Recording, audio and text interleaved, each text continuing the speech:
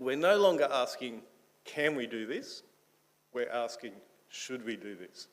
So we've reached this point in our technological advancement where suddenly our ethics and morals are being questioned because we now have the ability to do what was once science fiction. Exodus chapter 32, verses 1 to 9. When the people saw that Moses was so long in coming down from the mountain, they gathered around Aaron and said, "Come, make us gods who will go before us. As for this fellow Moses who brought us up out of Egypt, we don't know what has happened to him." Aaron answered them, "Take off the gold earrings that your wives, your sons and your daughters are wearing and bring them to me." So all the people took off their earrings and brought them to Aaron. He took what they handed him and made it into an idol cast in the shape of a calf, fashioning it with a tool. Then they said, "These are your gods, Israel, who brought you up out of Egypt?" When Aaron saw this, he built an altar in front of the calf and announced, "Tomorrow there will be a festival to the Lord." So the next day the people rose early and sacrificed burnt offerings and presented fellowship offerings. Afterward they sat down to eat and drink and got up to indulge in revelry. Then the Lord said to Moses, "Go down, because your people whom you brought up out of Egypt have become corrupt. They have been quick to turn away from what I commanded them and have made themselves an idol cast in the shape of a calf. They have bowed down to it and sacrificed to it and have said, 'These are your gods, Israel, who brought you up out of Egypt.' I have seen these people," the Lord said to Moses, "and they are a stiff-necked people." The second reading is from Mark, verses 31 to 37. Then Jesus left the vicinity of Tyre and went through Sidon down to the Sea of Galilee and into the region of the Decapolis. There some people brought to him a man who was deaf and who could hardly talk, and they begged Jesus to place his hand on him. After he took him aside away from the crowd, Jesus put his fingers into the man's ears. Then he spit and touched the man's tongue. He looked up to heaven and with a deep sigh said to him, "Ephphatha," which means be opened. At this, the man's ears were opened, his tongue was loosened, and he began to speak plainly. Jesus commanded them not to tell anyone, but the more he did so, the more they kept talking about it. People were overwhelmed with amazement. "He has done everything well," they said. "He even makes the deaf hear and the mute speak." This is the word of the Lord. So we have just started this new topic on timely issues and how the Bible can help us think about specific issues in our society today. Parts of this was written by artificial intelligence. I'll let you know right from the start, so see if you can guess which parts. But, so we're in this new technological age, and it's been dubbed the fourth industrial revolution. It's an industrial revolution that is built upon artificial intelligence and uses artificial intelligence to advance society, basically. I'm not making this up. We're in this new industrial revolution. You can research that. I would rather call it a post-science fiction era, because we're suddenly asking questions. Well, our question has changed. We're no longer asking, can we do this? We're asking, should we do this? So we've reached this point in our technological advancement where suddenly our ethics and morals are being questioned because we now have the ability to do what was once science fiction. Should we be doing it? What are the consequences? So we're in this age of this massive ethical dilemma surrounding a lot of this. So there's technology here, but should we be using it? We have a long history of technology. Technology started as soon as God created man, basically, God gave Adam the job to look after the Garden of Eden. After that, they became farmers, and they needed to use tools and what have you. Cain went on to build cities or towns. So technology has been with us forever and a day. There's nothing new about technology. Our question is, what we're asking now is whether technology is good or bad. So take, for example, the printing press. Was the printing press good or evil? Good. But printing, of course, has been used for bad things. The problem is, and this is the problem, is that we see technology as either good or bad, for the most part. And predominantly with emerging technology, it's all evil, it's all bad. We can use this, but we can't use this. The church can adopt this, but it can't use this piece of technology, for example. There's a French theologian named Jacques Ellul, last century, wrote extensively on technology, and he would argue that even if something is used for evil, the technology itself is not evil. Nothing, he says, paraphrase, nothing is inherently good or bad on its own, not even based on how people use it, despite the common misconception. Whether something is good or bad depends on the time it exists, its place in God's plan, how it aligns with God's work for his kingdom, and whether or not it can be used to honour God.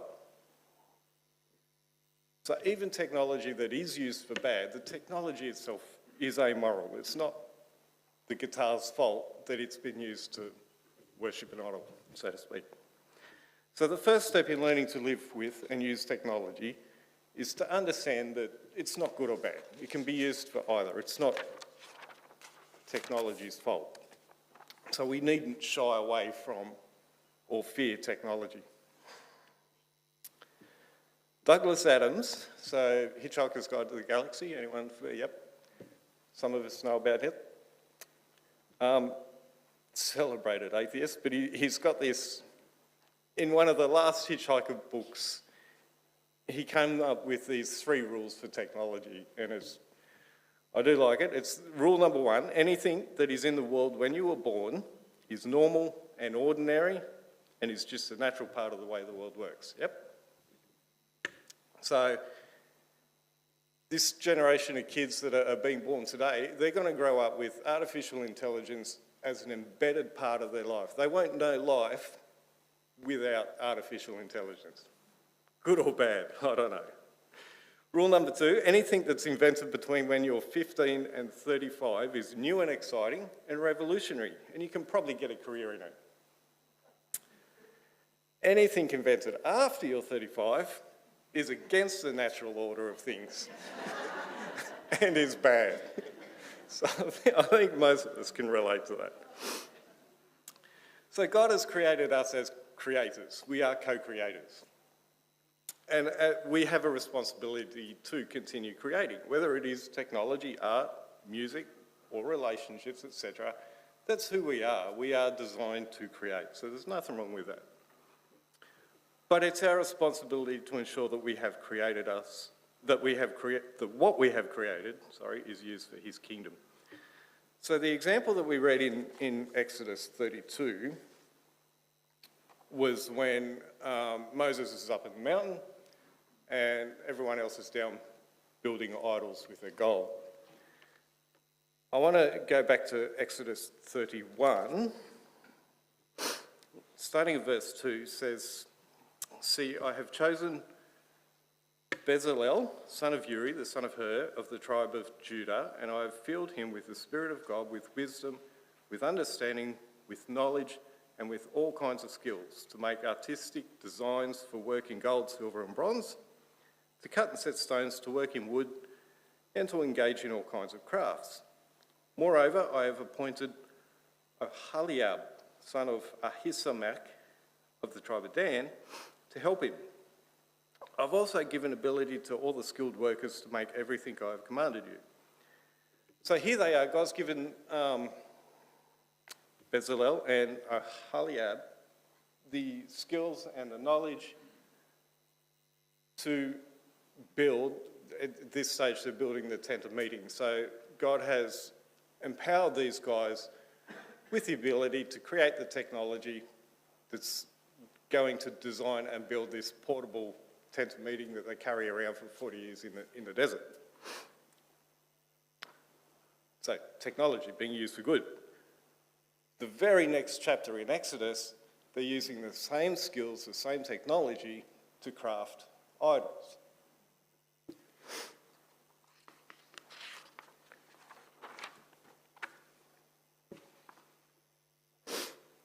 So, technology. It is amoral, it can be used for good or bad. It's our responsibility to make sure we're using it to honour God and to honour people rather than let technology become an idol in our life. So how does the Bible help us think about emerging technology? Stephen Driscoll, an author, theologian, he's written a few books on this. He frames his discussion specifically of artificial intelligence around the biblical story of God's dealings with the world and our place in it. And he creates four principles: creation, sin, cross, and new creation. So this approach not only provides principles for approaching artificial intelligence, but it also models a method that can be applied to other contemporary issues that the Bible doesn't explicitly address. So under creation, Driscoll considers the challenge AI presents for our understanding of human identity and the necessity of founding our identity on who God made us to be. So our identity and purpose. So when it comes to new technologies, we're suddenly revisiting what it means to be human. And we're now asking the question, can machines possess human personhood or consciousness? I read an essay yesterday on whether or not we should be, if a machine does exhibit consciousness, then does the church need to baptise that machine? This is where we're at as a church, and this is what we need to be prepared to answer these questions. The author of this essay went on to say that, yeah, we probably do need to be prepared to baptise machines that show some kind of human consciousness. I don't think we'll ever get there, but that's the questions we're being asked that we're now facing as a society. So I've got to move on. At the moment, we've got to remember that any form of artificial intelligence, it's a bit of a misnomer really. It's still programmed, it's still a computer code, binary code that was invented in the 1950s of ones and zeros. It doesn't have personality. It's not actual intelligence, it's programmed intelligence. That's what we're dealing with. That may change in the future as we get into things like artificial general intelligence, which is where machines do start thinking for themselves. Artificial superintelligence, which is where machines surpass us and they can start reproducing on their own without any human intervention. And that's where we get the Terminator movie franchise comes into things like that, this science fiction. Then there's another one, synthetic biological intelligence. This is where we have a group of cells that are thinking for their own. So there's some scientists in Sydney that have created, they have a petri dish, it's called Dish Brain. A group of cells, they've taught these group of cells to play that old computer game Pong, you know, the table tennis style Pong. So this group of cells are learning. So it's all here, it's all happening now. We need to be aware of these things. The difference is, between us and that, is we are the only created thing on this planet that can lay claim to the fact that mankind was created in the image of God. So our identity and purpose always must be found in Him, not in whatever is happening around us. Colossians says, "See to it that no one takes you captive by philosophy and empty deceit, according to human tradition, according to the elemental spirits of the world, and not according to Christ." So it's all out there, it's all happening, but it's important not to get carried away with this stuff. Stay rooted in your faith, as Amanda shared. There's a battle, this is nothing new. There is a battle trying to draw you and your children away from God, based on finding your identity and purpose in things other than God. That's not a new challenge, it's just a different form. Good news though, there is some good news though. Hands up all the introverts. So they don't want to put their hands up, but... Part of this fourth industrial revolution is what now experts are calling the introvert economy. So post-pandemic, plus artificial intelligence, plus virtual relationships, online shopping, work from home or whatever, the economy is now being driven by characteristics of introverts, staying at home, staying away from other people, not getting, being yourself. Essentially, the introverts won. So hang in there, we will rule the world one day. Anyway, I've got to move on. Under the second point of Driscoll is under sin. So while we're showing that technology is morally neutral, it can be used for good or evil, and we've already explored that. Just a couple of problems here. Anyone familiar with the term Gnosticism? So this was an early heresy that came out of the early church, where you can basically reach divinity or reach divinity without Jesus, so by good works and all that kind of stuff will get you to heaven. So we're now in this stage of techno-Gnosticism, where people are turning to technology for salvation or for their spirituality rather than through Jesus. And then following on from that, we have individual spirituality. So the church body is no longer important anymore because we can do it all. I didn't bring my phone up here. We can do it all on our phone. And there are religious apps out there, not mindfulness apps, but spiritual apps that you can use that come from like a Hindu or Buddhist or New Age kind of background. Everything, whatever, designed to draw us away from the church. So we need to remember to be faithful to the community of believers, to our church. If you're parents, we need to remember just to set good examples and good boundaries for our children. We all know about digital addiction now and the psychological influences that our children are displaying, cyberbullying, all that kind of stuff. Parents need to educate ourselves on what our children are into, because some of it is frightening and we need to be proactive in that area. So we need to make sure that our use of technology, we continue to be faithful and pleasing to God. His third point under the cross considers whether AI in particular will help or harm humanity. And then we enter into the problem of, can machines save us? So people looking to technology for salvation. Anyone familiar with the term Deus ex machina? If I've pronounced it right, it's, yep, a couple of us, it's a Latin term. Came out of the ancient Greek plays, basically. So before Netflix, people would sit and watch a play. So it's a literary term. They would write this play. Somewhere in this play would be an unsolvable problem. And so the play would introduce a God to save the lower G, to save the day.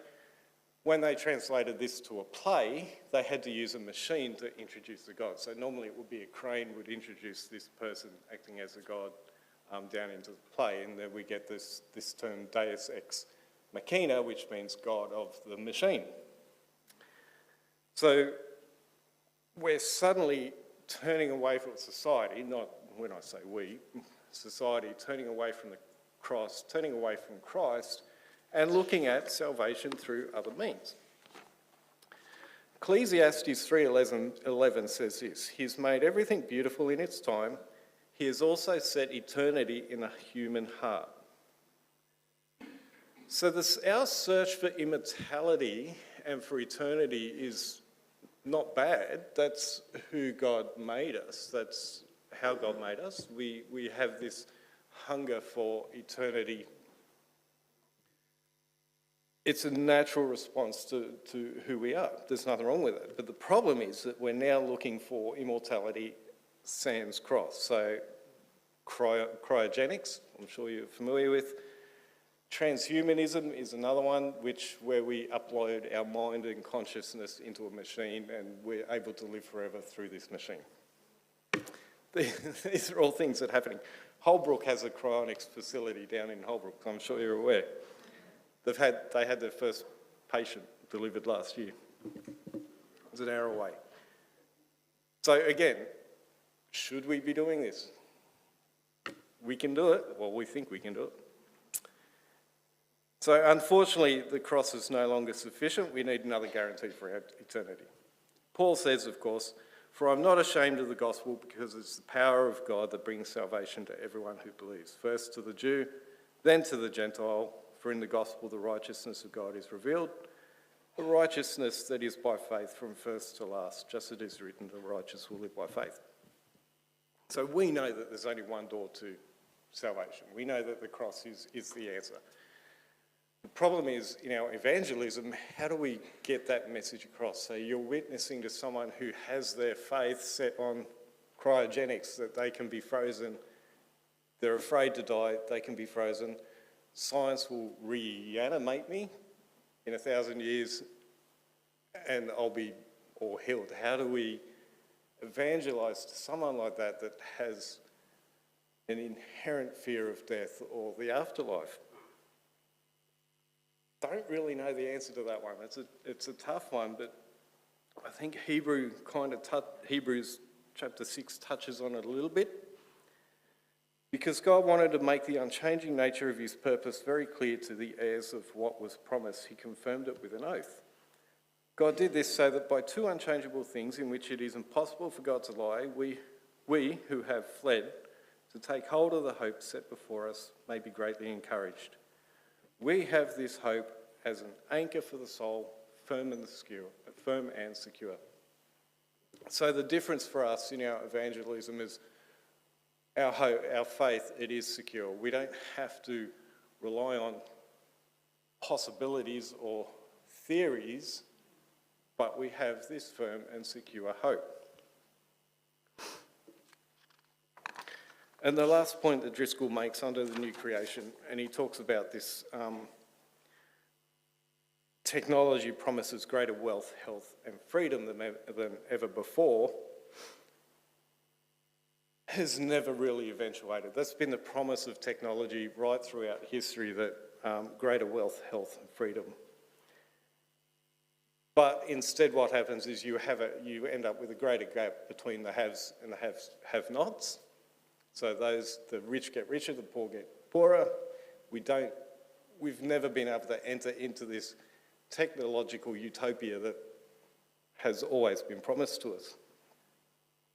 And it's only going to get worse. You've probably heard of the digital divide, which is where some people have free access to computers and technology, other people don't, so there's a divide there.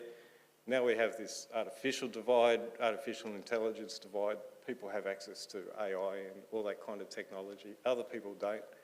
So the segregation in society is only going to get worse, not better, unless we can minister into that.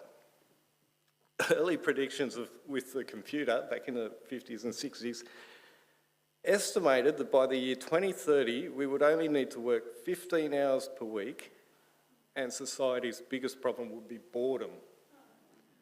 Is anyone living that utopia yet? Because I'm not. So the promises of technology, they just don't stack up. The promises of technology in creating a utopia or a new society where we live forever as cyborgs or in the computer digital space, it's never been able to eventuate. Cyborgs, that's another topic that we could talk about, but so that's where part machine, part human, and there are people around there that are legally identified as cyborgs because they've had some parts of their body replaced by machines. Some of it is good. If we think cochlear implants, pacemakers, for example, some of these things are good, but at what point do we lose our humanity and become machine? But anyway, topic for another day. So, new creation. So we know that we have this promise of a new creation, new heaven and earth. What's going to be in that new creation? What technology will be in that new creation? Have you thought about that? So we know that at least there's going to be houses. The Bible does talk about houses in the new creation.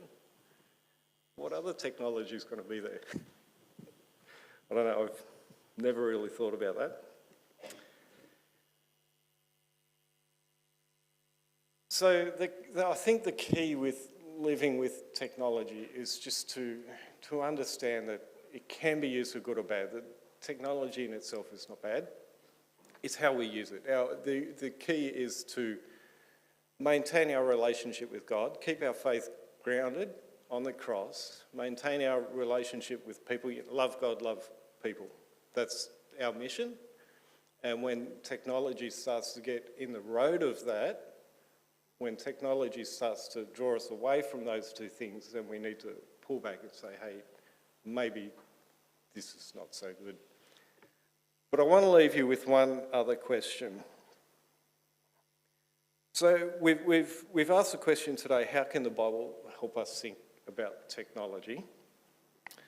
I want to flip it. How can technology help us think about the Bible or about God or about our relationship with other people? Because it's not all bad. It's not all bad. I want to leave you with this blessing. As we depart from this contemplation, let us ever remember that our hearts are restless until they rest in Thee, O Lord. You have made us in your image, and though we have marred that image through sin, you have restored us by the precious blood of your Son upon the cross. May we not be seduced by the vanities of this world, nor place our trust in the fleeting promises of human invention, but rather let our hearts be fixed on the eternal truth that is only found in Thee. Grant us, O Lord, the wisdom to discern what is right in this age of moral confusion, that we may hold fast to your justice and mercy. Let the cross of Christ be our guide, revealing the folly of worldly wisdom and the depth of divine love. As we journey toward the new creation you have promised, may we resist the temptations of false utopias and instead seek the everlasting city where you reign in glory. May the grace of our Lord Jesus Christ, the love of God, and the fellowship of the Holy Spirit be with us all, now and forevermore. Amen.